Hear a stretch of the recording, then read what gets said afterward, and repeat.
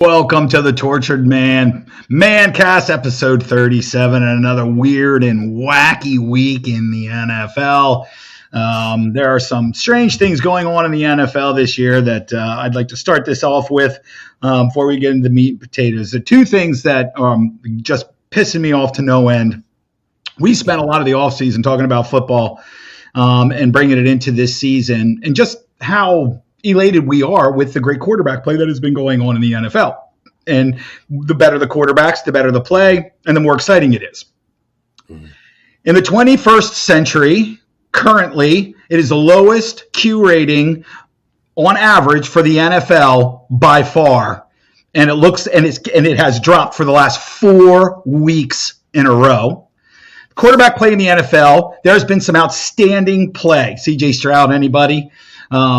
And, of course, Tua when they blew up for 70 points and Hurts in a couple of games. But generally speaking, quarterback play in the NFL hasn't been all that spectacular this year. It's been quite boring, actually. Scores have been down precipitously. So I'm not exactly sure what the cause for this is. Josh Allen isn't playing great. Pat Holmes isn't playing great, at least not up to the level that they can. Still top 5 quarterbacks, obviously, but not to the way they can play. Burrow was cold, then was super hot, and then lost yesterday to the Browns, which wasn't something anybody expected. It's interesting to me that quarterback play across the board, even by the numbers, are literally abysmal and are the lowest in well over 20 years. And refereeing in the NFL is shit. And to me, all NFL fans should go on strike. This is what I've come up with, Chad. NFL fans should go on strike until there are permanent, full-time NFL referees. They are the only sporting body at the professional level on earth with part-time referees. And it's a joke. It's a joke on them, and people are actually laughing at them. When I hear commentators from other sports laughing at the NFL because the referees aren't even paid full-time and the abysmal calls that are consistently made over and over again. I watched 2 games yesterday where they couldn't even figure out what they were going to do. In the Pittsburgh game, they just simply took a touchdown back and didn't explain to anybody why they did it, and nobody knew. I was sitting at my favorite place to watch football, and everybody's like, what is going on? It was a joke. And in the Jags game, while the Jags totally deserved to lose that game, some of the calls they made in that game, you're going, what happened? How is that even a penalty? And there's no explanation. And it's because these refs are generally doctors and lawyers and engineers. And the reason that they say we don't want to be full-time because we make more money and what we do professionally. Well, then go do it and do it professionally all year long and don't waste our time. It concerns me, and it's something that most people don't talk about, but if you're a lawyer and you have a huge law case, and on Monday morning you have to hit court, but you have to take Friday, Saturday, and Sunday morning to get ready to call a game, where are you putting your focus on? Your partnership in your law firm or on the Sunday football game? These are the kinds of things that concern me, and no other professional sport anywhere in the world has this as a problem. Even UFC and the WWE have full-time referees. This is a joke, and it needs to be corrected. What say you, Chad? First with the lawyer thing, then back to the quarterback play, or the ref thing. Yeah, for me, it definitely needs to be a full-time position. What the fuck is the NFL doing? You're billionaire owners, you're millionaire players, it's all just massive amounts of loot. And they earn more money per capita than any other league. Insane profits. Everything's through the roof. It goes up every year. Buying an NFL franchise is a rocket ship straight to the moon. So there are no excuses to not make these guys full time. If I needed a lawyer, and here's my thing, like if I'm gonna hire a lawyer to handle my case, I don't want him to tell me he's a fucking part-time referee. I want to know he's a full-time lawyer, and I certainly don't want it, and I don't want it vice versa either.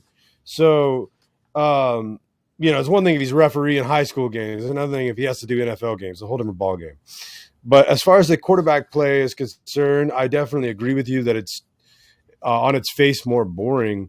what I submit to you is possibly, and I haven't ran the numbers, but it could just be that the last few years we've seen were outliers, and they raised our expectations to an unattainable level. And that's sort of like freakish, multiple quarterbacks getting 40 plus touchdowns a season was not the norm. And sort of we're kind of back down to earth again. That's sort of my idea. Defenses have caught on. Defenses and coordinators have caught on how to sort of, handle some of that backyard play that's really bumped up those numbers. And it's just it's sort of the ebb and flow of the game is all we're seeing, is what I'm getting at. Well, I would say that if quarterback play was down, let's say last year the average Q rating was, just for a number, say 85, and this year it was 84.2 or whatever, I would get that. But that it is the lowest in 23 years, that's pretty tragic. To go from its peak to its lowest level ever in a matter of 2 seasons is pretty dramatic. So something seems to be going on. One of the things that I put a lot of this to is there are a lot more defensive interference calls downfield that I'm seeing more of them called than ever. And the receiver doesn't get the yards, nor does the quarterback get the yards. It's just penalty yardage. And it seems to me without that interference, the ball would have been caught, attributed over the other way, might help the numbers a little bit. But the NFL and the referees are being told to make more pithy calls. And that seems obvious through all the games this year, particularly on roughing the quarterback, which now seems if you literally touch the quarterback, and it's how you touch the quarterback and when you touch the quarterback, if they're trying to spur the game along. And yesterday when I watched the Jags game, and trust me, that was hard to do. But there were multiple deep pass interference penalties on both teams. And when I mean deep, 20 or more yards downfield. There were 6 in that game. That's ridiculous. These guys have to be able to play each other. You can't call every goddamn piffy thing. But what they want the ball moved down the field and they want points. And so they're just, and the referees just are not good. And it's because their loyalties are divided. If I had that, the reason in American history that moonlighting as a full-time employee of one business to another was discouraged because it can take the focus off of what your primary job is. And that's what's happening here. Their primary job, if they're a doctor, particularly a surgeon or an internist, or they're a lawyer, especially if they're defense or civil, these guys should be focused on what their actual profession is, and they shouldn't be concerned with wanting to earn an extra $150,000 so that they can go and watch football games for free and not be able to keep up with the play and make bad calls. So the fact that they're not full-time, to me, it's an absurdity. It's just absolutely absurd. The best umpires and other sports, everything's on a graded level. The best get paid the best, like anything else, and the not so great or the younger who are learning their way up and earning their way up don't get paid as much. The best umpires in baseball make $500,000 a year.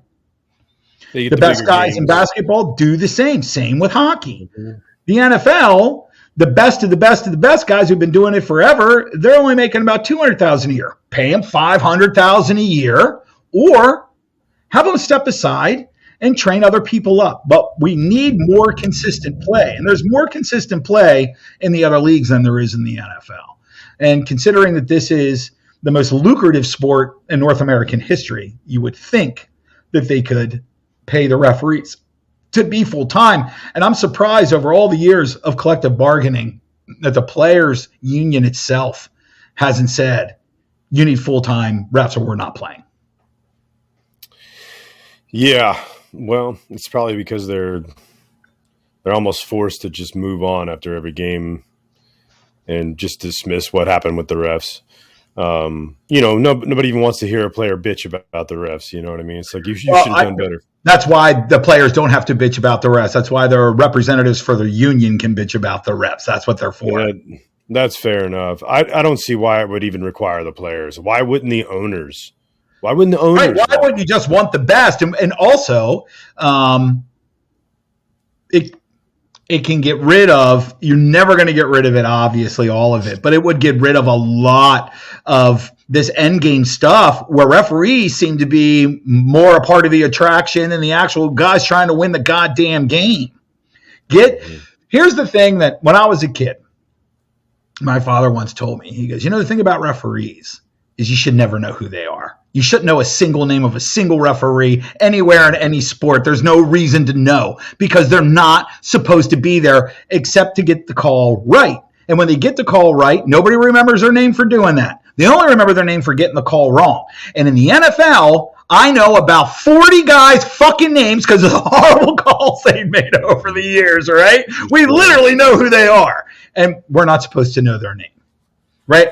Every now and then you're going to get a guy like Ed Hockley because he's 58 years old and he's built like the fucking Rock, right? So you're going to pay attention. But outside that, he's also a grandstander too, though. Yeah. Oh, sure. So, but I don't want to sit here and talk about this all day. It's something that's just really been peeving me this year because I've been a defender that refs don't win or lose games, generally speaking, including just recently. But it is pithy little shit, but it's just. Have you noticed that offensive linemen over the last, and it's more egregious this year, that tackles in particular are leaning back into their stances in pass plays before the snap? And nobody's calling it because it's like the NFL wants that to be able to occur so you will have better pass protection. That's the whole point, to allow that to go. I think it's a mandate from the NFL. Just let that slide. Let it slide unless it's egregious. And I see it all the time in every game. It's just annoying is what it is. Well, they typically let people, they typically let that tackle line up way, way back, as far back as he wants, unless he happens to be on the Chiefs line, and then they don't let that fly anymore. Just saying. Oh, well, the Chiefs get away with their fair share, too. Every team does. It just homers oftentimes get it. Quarterbacks, particularly the best quarterbacks in the league, they can make their own calls sometimes. We see them do it all the time. Tom Brady was a king at that shit. Yeah. LeBron James in basketball, right? Speaking of quarterbacks, let's talk about Bryce Young. Well, who? Bryce Young. Yeah. Is he drafted recently? Yeah. Well, let's not get too carried away. Well, you're the one who brought him up. His play on Thursday night was absolutely abysmal. This is the kind of stuff I'm talking about. That was a horrible game, and those quarterbacks on both of those teams have no business playing like that in the NFL. None whatsoever. I mean, it's an absolute joke. That's the kind of shit that I'm talking about. Some of the quarterback play this year is so egregiously bad. You can't even watch it. I couldn't watch that game. I turned it off before halftime. I'm like, nope, not doing it. This is just garbage. And I turned it off before Bryce Young at halftime apparently was coached up to be even worse in the second half. Well, what's sad, though? What's sad is you hung around in the whole Jaguars game and you got to see Trevor Lawrence do an even worse job. Well, I'll say this. I sat in front of a TV yesterday with every 1 o'clock playing all at the same time, and the Jags just happened to be one of those games. Right on. I can't do that on Thursday night. I have no choice. There's no doubt. I mean, and that one of my problems with the Jags all season has been that their offense has been spotty and that their offensive line breaks down. And if anybody needs proof positive of what Chase Young can actually do and the value to a team, their defensive line just went from to one of the best in the NFL because of one guy. Because now they're bringing the heat from both sides. They sacked him 5 times. They hurried him 22 times. And it was all Bosa and Young. It was an absolute punishment. Yeah. So, Panthers, Bears, blah. Bears win it. We lose. We fail on that one. Well, there's some other things here real quick. Go for it. Yeah. New Orleans, Dennis Allen needs to go.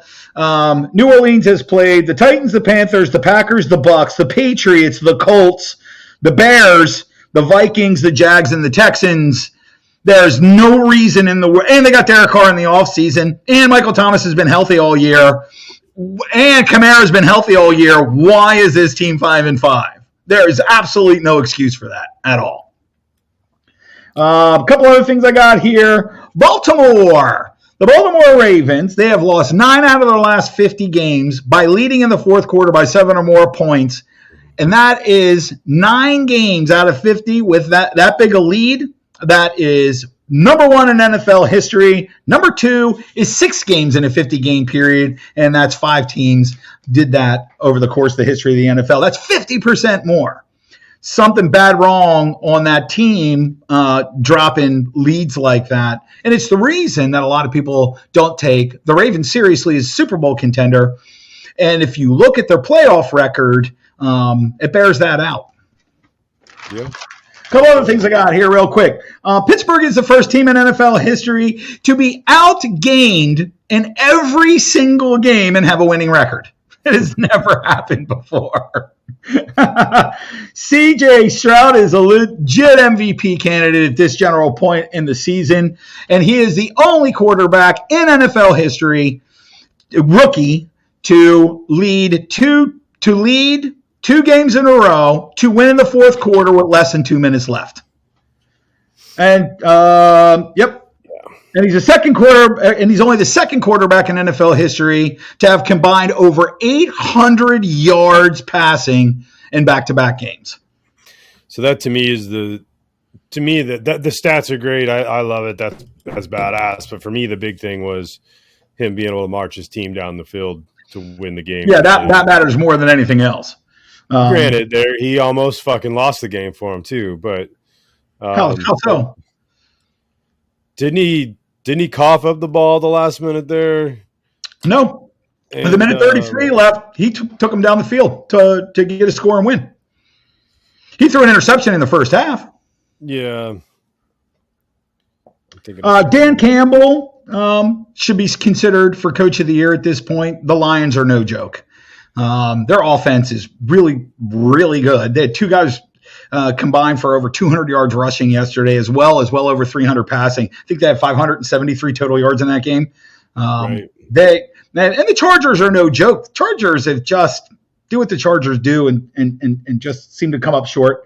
Josh Dobbs, I busted his chops last week. He played really good for the Vikings yesterday, even though it was the Saints fucking picking the game up. But it's interesting that the Cardinals threw him away, and he's 2-0, and Minnesota is still in the playoff hunt. We'll see how that bears out. And now here's something that I want to bring up, and then we'll move on. A Florida man did a bet on a single-game 4-way parlay with the Texans. The parlay was that Devin Singletary would rush for more than 51.5 yards. He rushed for 150, and that he would score at least 1 touchdown. The second part was C.J. Stroud throws and runs for a touchdown in that game, which he did.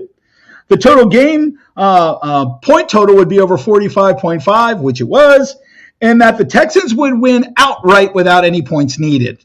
And they did. He put down a $100 bet, payoff $5.5 million. My guy. Wow. That may be the greatest 4-way parlay in the history of sport betting, man. I don't know how the hell he pulled that off, but wow. That's incredible. Now, Stroud lost 2 fumbles. I can't remember. I thought there was one right there at the end where it was like, dude, you're about to fucking cough this whole game up. But anyway. So he fumbled twice, but I don't think he lost both of them. He lost both fumbles. Yeah. But nonetheless, they won. He still won. Yeah. And with a minute 33, drove him 55 yards down the field to hit a field goal and win the game. And it seems like they've had a lot of really close ones too. Oh, yeah, that is Tom Brady's entire career. He's getting them across the line, though. That's what I'm saying. Yeah, that's all that matters. I mean, the difference generally between teams that make the playoffs and teams that don't, or teams that can win the games in the fourth quarter, particularly at the end of the fourth quarter. And this kid's doing it. He's doing everything that a 5-year pro that's already been in the NFL has already been to the playoffs. I mean, this kid's moxie, the way he plays, is just ridiculous. Absolutely. I mean, he's a full-on franchise quarterback. Look, I love the kid coming out of college. I never foresaw him playing like this. And anybody who says they did is a liar. No one could expect this and here's why. If he continues on this pace to the end of the year, he's going to smash every single NFL rookie record for completions, for touchdowns, for touchdown to interception ratio, to total yards. He's going to just annihilate everything in his path. Where he is so far, he's already just so far and away from where Andrew Luck was, who is number one right now at this point in his rookie season. And Andrew Luck didn't jump onto a 3-13 football team. Right. Well, they were pretty shitty, weren't they? I thought they were actually 2-14 or something. No, that was Peyton Manning was 2-14 when he got drafted. Andrew took over for Peyton. After he was fucked up. But his first year they went 11-5 and went to the playoffs. The year before they were 10-6. So he came on to a team that had Pro Bowl wide receivers. Jeff Saturday was still playing. He had talent. Certainly a lot of that talent was starting to diminish because of age, but they wouldn't come off no 30-13 season. So let's go through the other games. Of course, the Panthers-Bears game was just horrible quarterback play all the way around, just total garbage. Shit. Colts and the Pats, pretty much the same thing. The Patriots, they need to start completely all over again. Their two quarterbacks, Mac Jones and Billy Zappi. Holy Christ, man. They're just pure garbage. Minshew is just a second stringer. That's all he is. I mean, he can dazzle you with a really good game here and there, but he's nothing special. The Browns and the Ravens, the Browns surprised me. And now this is the second week in a row that Deshaun Watson played pretty good. But their defense is just crazy good. Yeah. Lights out, dude. Absolutely. So, and the thing about the Ravens and them not being able to keep a lead, I love I love Jackson, you know that, but a pick six in the fourth quarter when you got a 14-point lead and your team can't get any more than 8 yards. You only had 5 plays in the fourth quarter for 8 total fucking yards. That's what? Yeah, that's abysmal. Completely melted down. How do you have 31 points going to fourth quarter and you give up 17? I mean, what the hell, man? Just total garbage. The Packers and the Steelers was ugly to watch too. Kenny Pickett isn't playing good football on average for the year. He averages under 200 yards a game throwing. He turns the ball over a lot. The Pittsburgh defense is stout, and Mike Tomlin, those guys will die for him, man. There's something about them always fighting till the end, no matter what. He's Tomlin. They did the same thing for Cowher. They did the same thing for Knoll. I love him. Yeah. Hey, real quick correction. Sure. Yeah, 2011, the year before Andrew Luck came, the Colts went 2-14. Oh, did they really? They had Curtis Painter. Everybody remembers Painter. And Dan Orlovsky backing him up. And Kerry Collins backing him up. So that's what I mean. That's the year before. That's the year that Manning was off getting his surgery. Oh, okay. I'm thinking of the year before when Manning was actually playing. Right. So anyway, moving on, sir. We are at Pitt Pack Steelers. Jordan Love is not the answer for the Packers. And I'm going to say this. It seems unlikely that could even occur. No franchise in the history of this game went from NFL Hall of Famer to NFL Hall of Famer to NFL Hall of Famer. Do you know how bizarre that would be? That's just not how that works.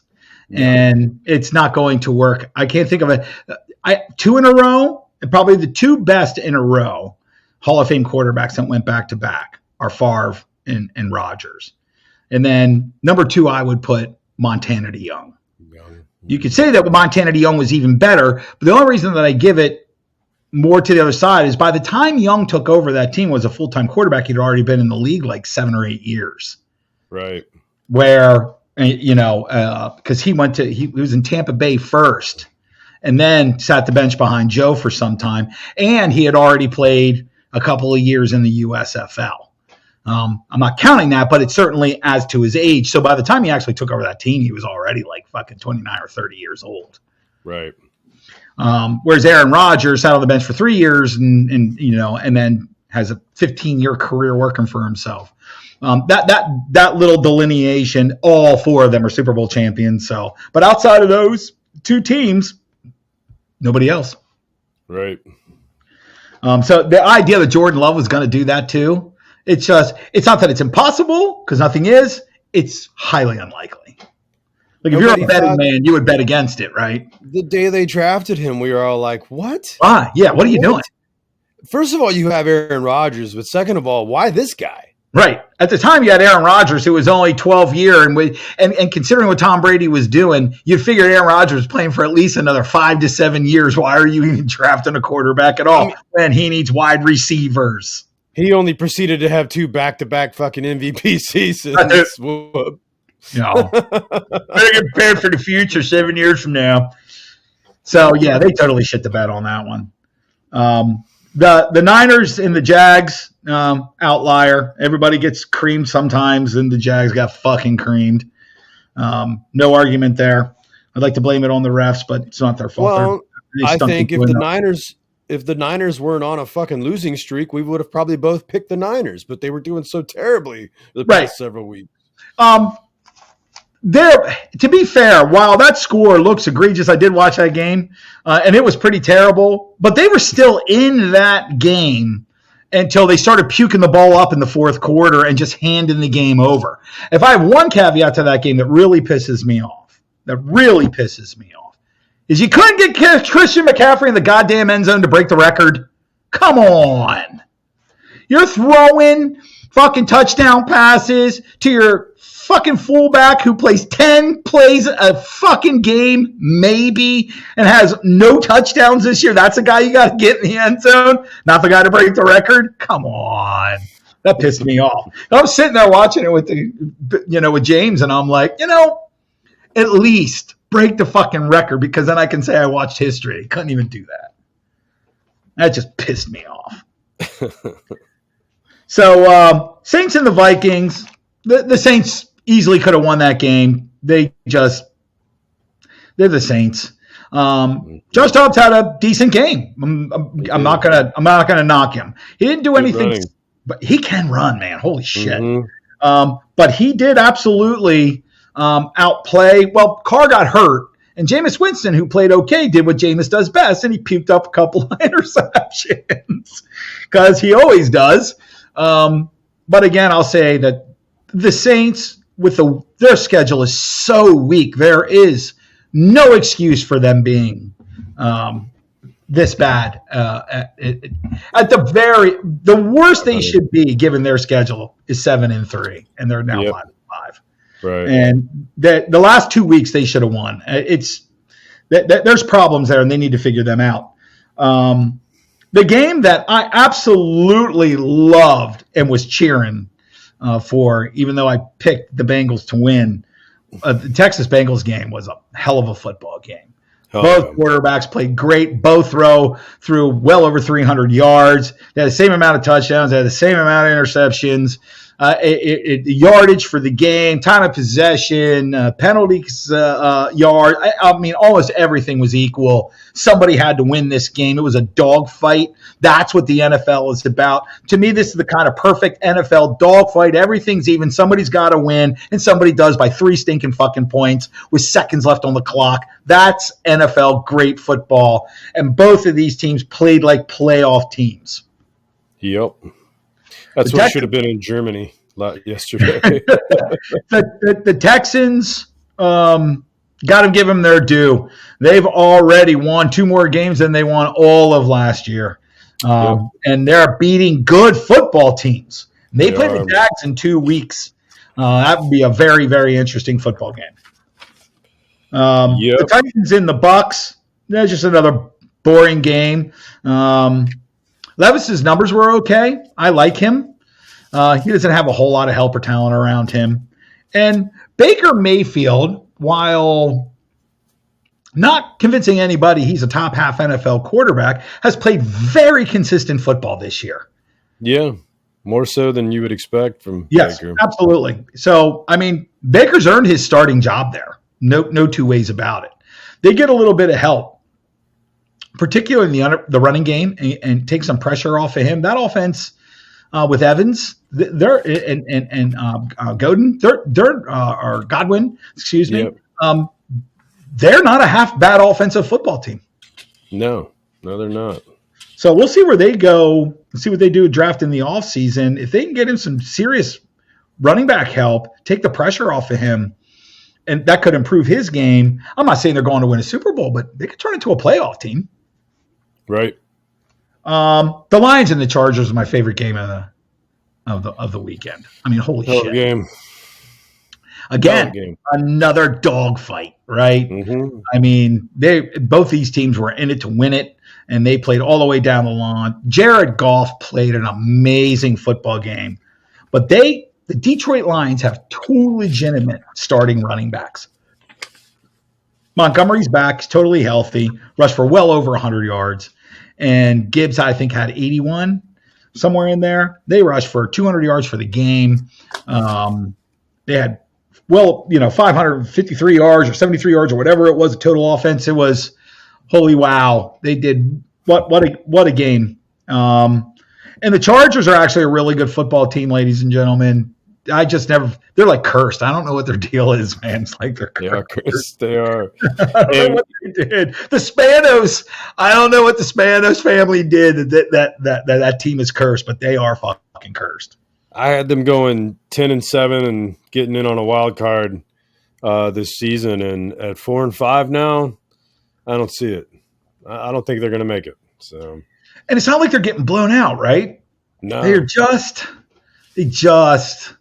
and their wide receiver Allen, he's a monster, dude. He's really good.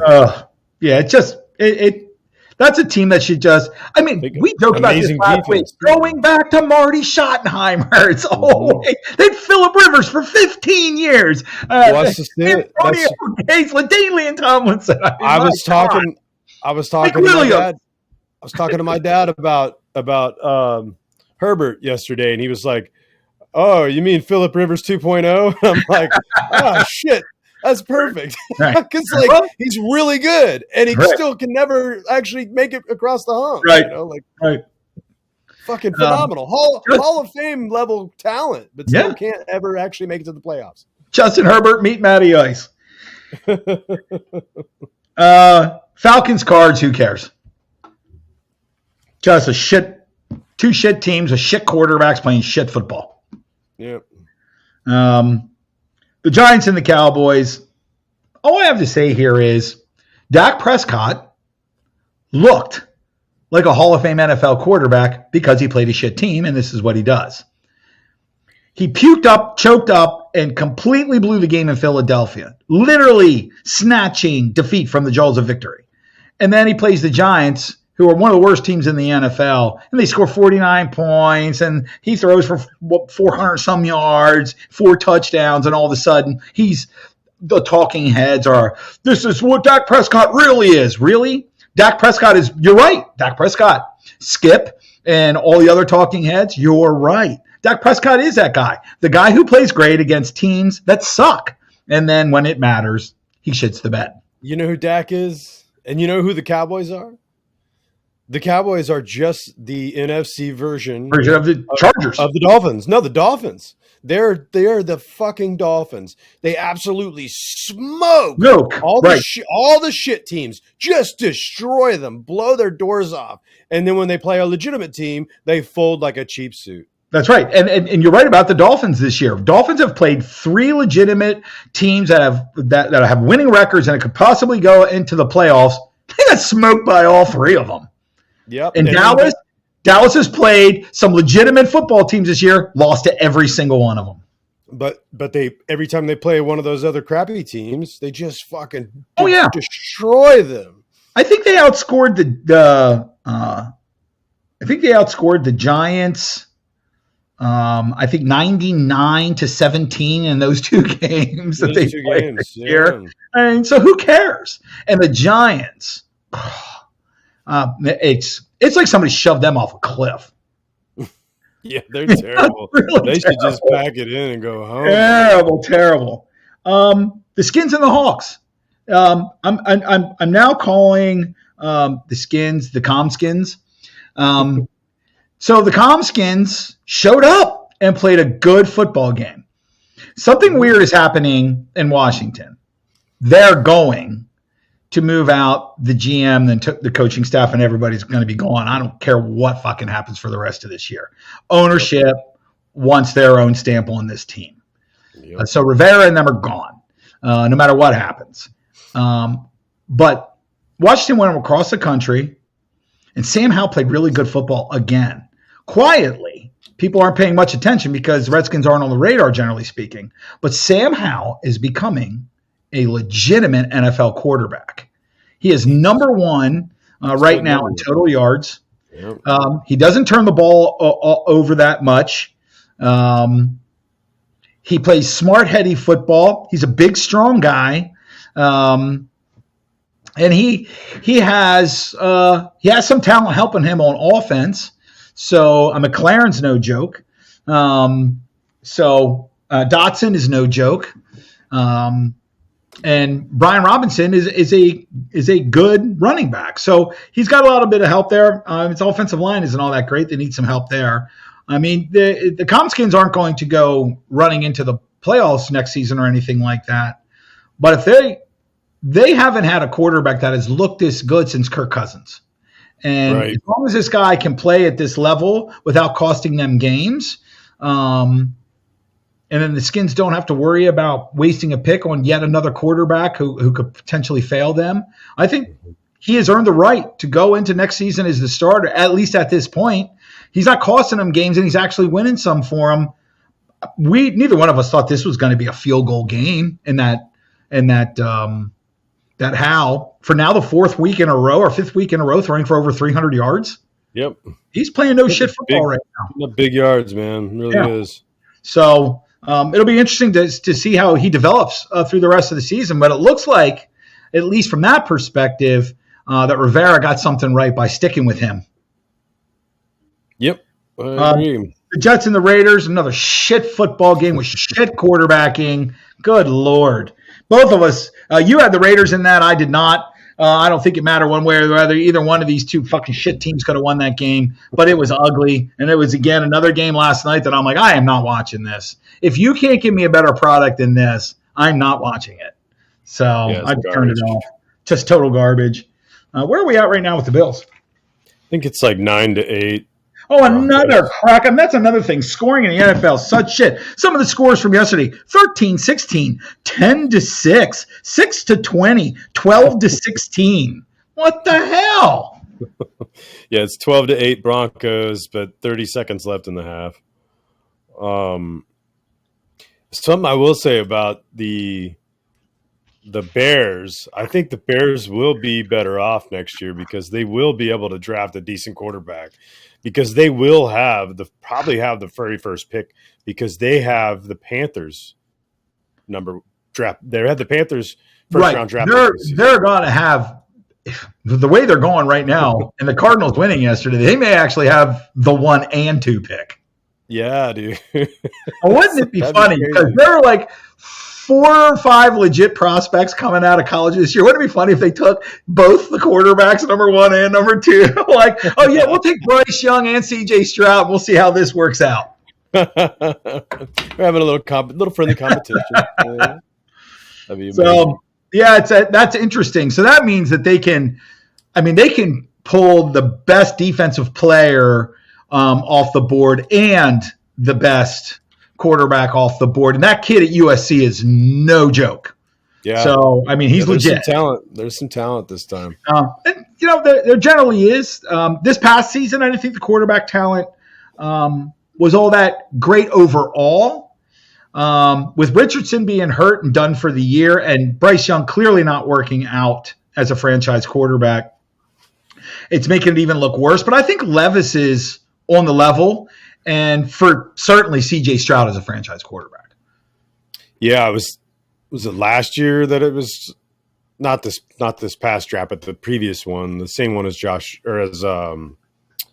Lawrence. They're other than Trevor was pretty slim pickings. Yeah, well, Lawrence was the pick of that draft for sure. Right. And that's I think I just lost it. Thought I had somebody, but I lost them. So if you can't remember other quarterbacks, like I could still recite all the quarterbacks that were drafted in the first round in 1983 because it's probably the greatest quarterback draft of all time. So next week's games, we're going to so normally I call the games, but we're going to switch that up and let you do it. You can start and give your picks first this week. Bengals and Ravens. Wow. Oh man, you're gonna switch it up on me now. Huh? I am switching it up on you. Yeah, give me a heads up on this stuff. Because I usually write it down as we go. But that's what I do. All right. So then let's go to week 11. It's Bengals versus the Ravens. I'll pull it up here. What the fuck, dude? I can do it. I can run it. No big deal. No, I just trying to pull up my sheet. There it is. Week 11. All right, here we go. Bengals Ravens on the Thursday nighter. I am highly looking forward to this one. Me too. I think it'll be a barn burner. It is in Baltimore, and that will likely give the Ravens a slight edge in the line. Man, I think the Bengals are going to come off their loss. I know that the Ravens are eating crow right now too. It's funny to say about a Raven, but I don't know, man. I just have a feeling that Joe Burrow is going to come into town ready to kick some ass and shoot some birds. So I'm going to go Bengals. Okay. There's something about, for me, it's not that the Ravens lost this last week, but the Bengals were already a step behind, right? Believe it or not, after yesterday's loss, Bengals are dead last in their own division. Mm-hmm. Even though they have a winning record, they're still dead last. Yep. Burrow playing for everything, mind you. Every game is a must-win for them right now. That's right.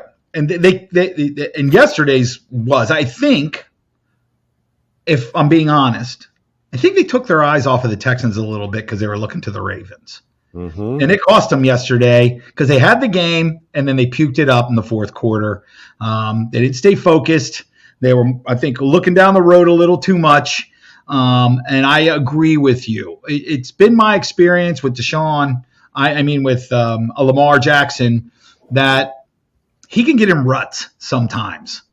Losing to the Browns can get in his head more than it would Joe Burrow. Burrow's just going to be pissed. And I agree. I as much as I think the Ravens are as equal good a team, I just think the Bengals are just not going to lose. They'll will themselves to win no matter what. I'm going to go with the Bengals too. Right. Stripes.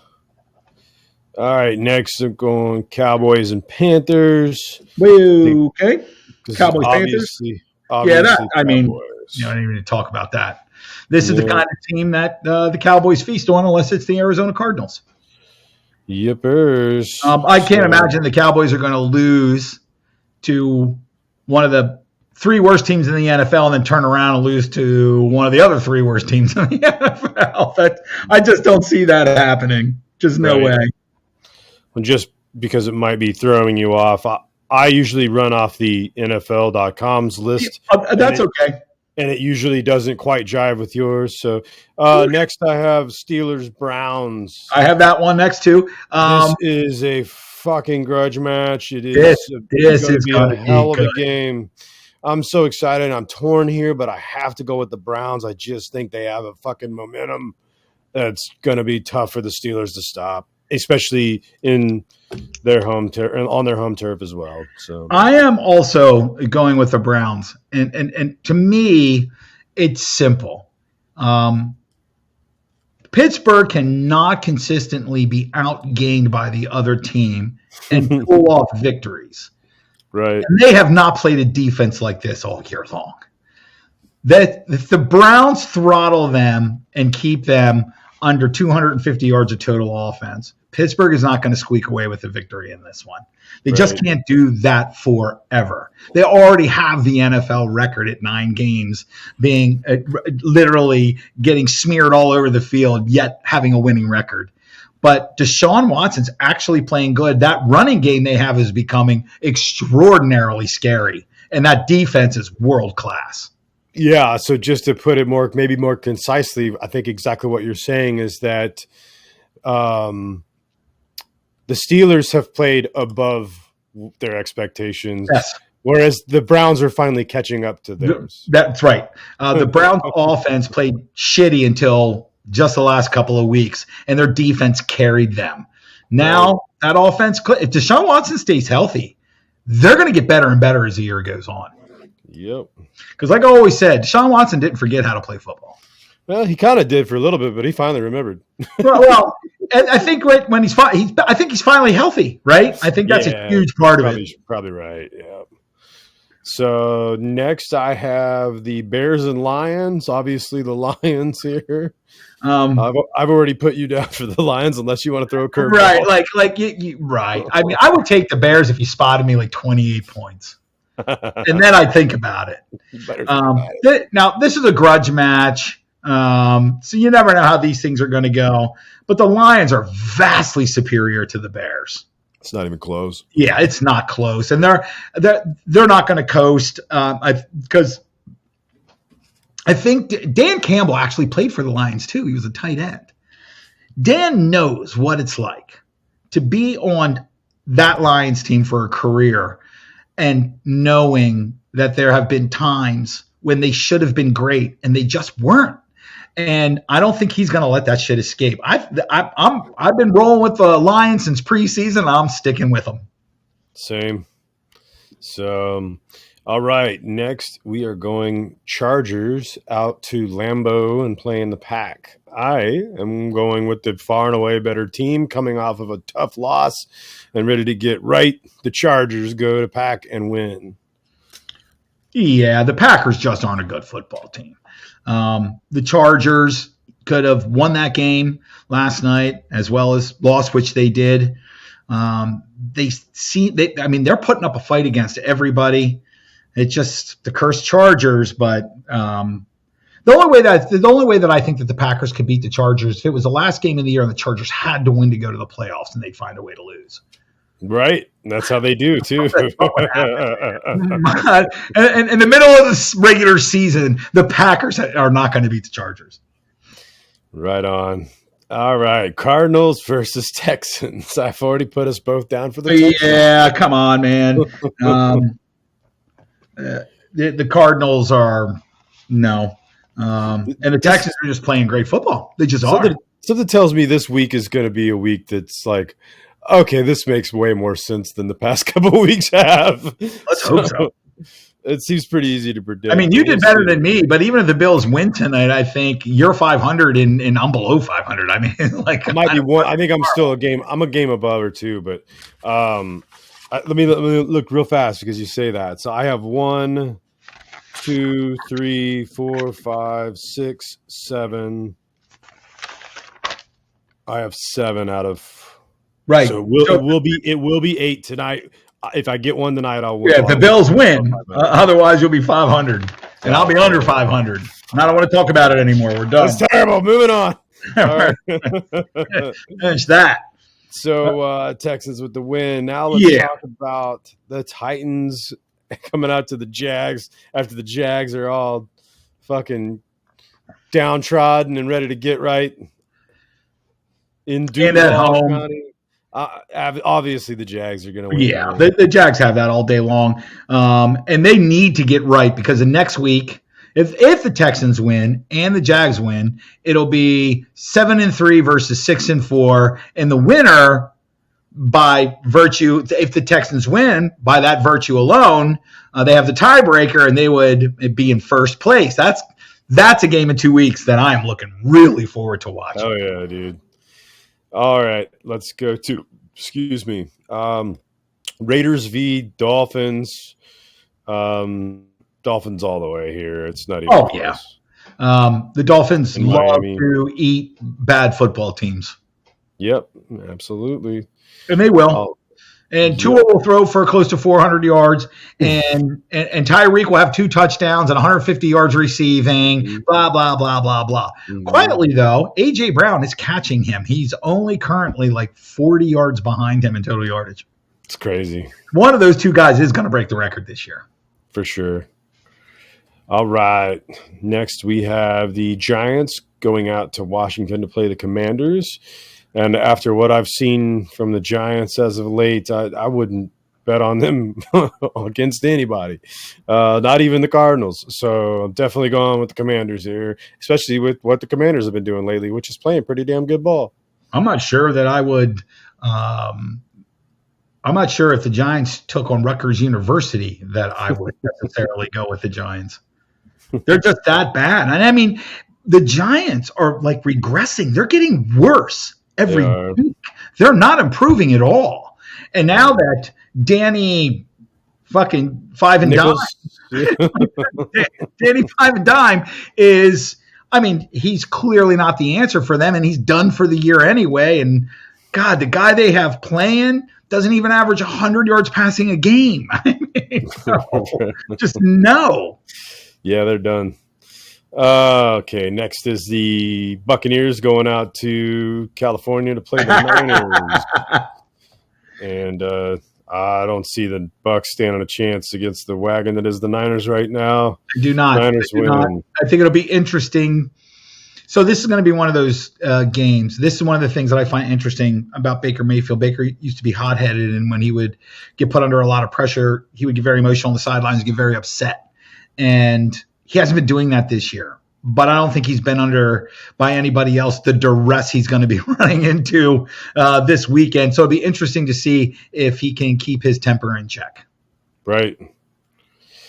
All right. Next we have the Jets versus the Bills in Buffalo. I'm going with the Bills. Yeah, the Jets. They have anything's possible, but Zach Wilson, he's just not the answer. No. It's unfortunate for the Jets because if Aaron Rodgers was there, I would make the argument if Aaron Rodgers would remain healthy this year that the Jets would currently be in first place. Because I mean, what is their record right now? 4-4? 4-5? Yeah. Right. And that's with Zach Wilson. Right. You got to figure they would have probably picked up a minimum of 2, possibly 3 more victories if they had Aaron. So that's a shame for the Jets. And I'm wondering, I haven't looked in a long time, and you watch our boy Pat McAfee more than I do. Has Aaron been on recently at all? Is he still making the claim that he thinks he can come back before the end of the year? So he'll be on tomorrow to clarify the latest hubbub, which is he supposedly told somebody he thinks he'll be back next month.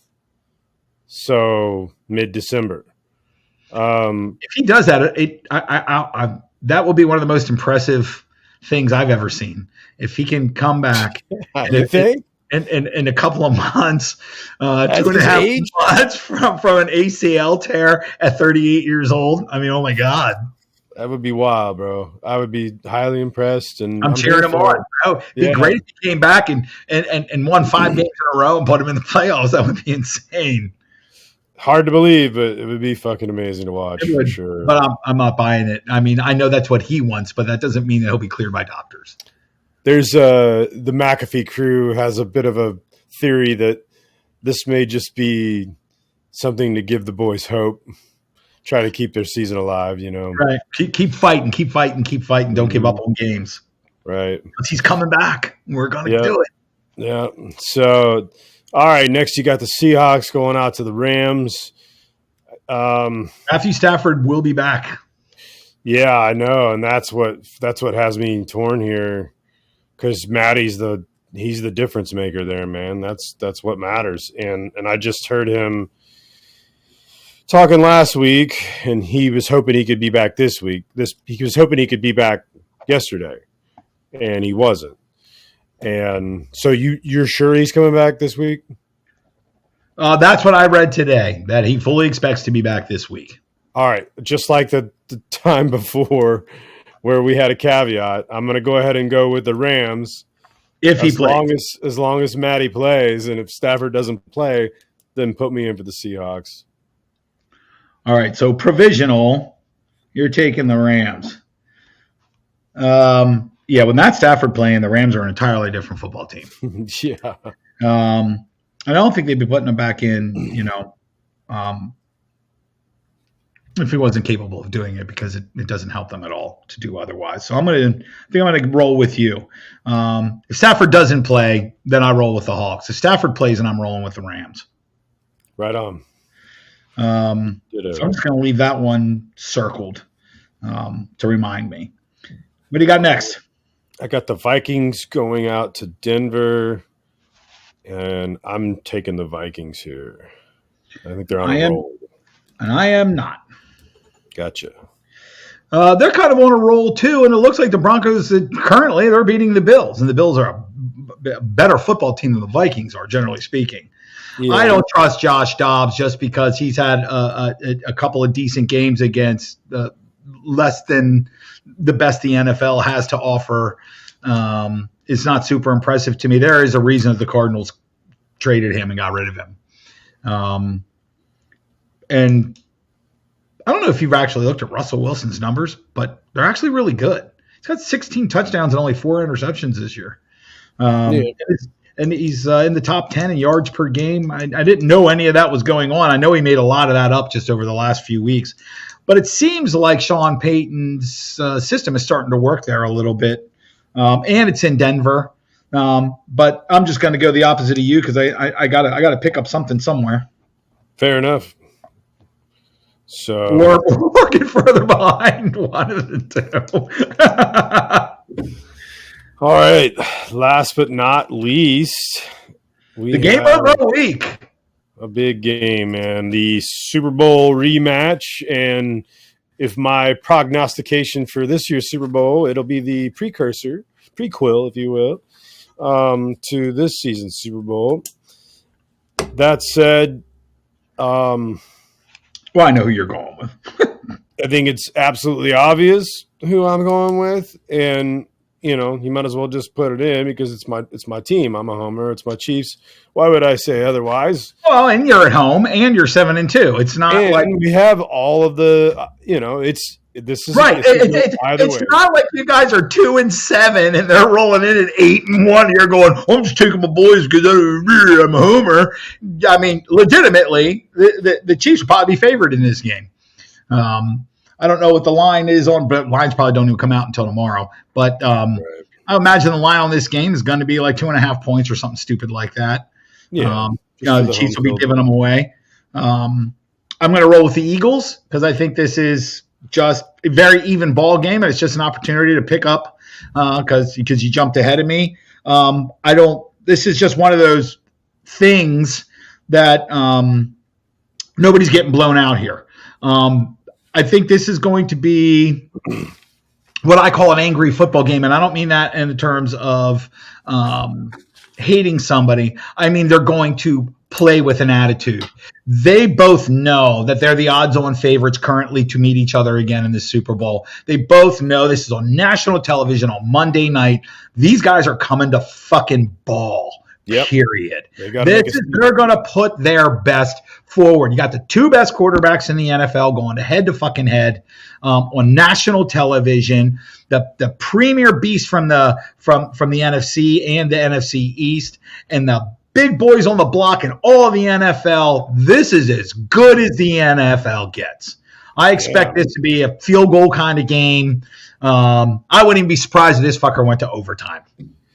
Yeah, and due to the timing of the game, we may have to do our pod on on Tuesday because I might be too enthralled in this game to be talking to your ass. Right. And so that's something we should probably just plan on Tuesday next week. Right on, brother. Because I want to watch this game. I was sitting here talking to your ugly fucking face when I can be watching one of the best games of the entire year. This is a perfect setup right in the middle of the season. They are both in almost every power rankings 1 and 2. So yeah, this is what you wait for. This is what the NFL is all about. And we have a couple of those this week with the Bengals and the Ravens and the Steelers and the Browns. So yeah, I'm looking, but this is the cream of the crop. This is what we were expecting, or what people who don't understand what Dak Prescott really is. This is what they were expecting when the Niners and the Cowboys played on Monday Night Football, right? That's what everybody was expecting to see. That's just not what happened. But here, that's what's going to happen. Anybody watch that Super Bowl last year? Holy shit. So, yeah, this is going to be a lot of fun. Yes, sir. I'm looking very much forward to it. Well, right on. Well, looks like we're bumping right up against that time almost perfectly. Yeah, looking good. So I think we'll use that as an opportunity to head off stage left here. With that, folks, thank you all for tuning in. We appreciate it. Give us that like, that sub, drop us a comment, all that good stuff.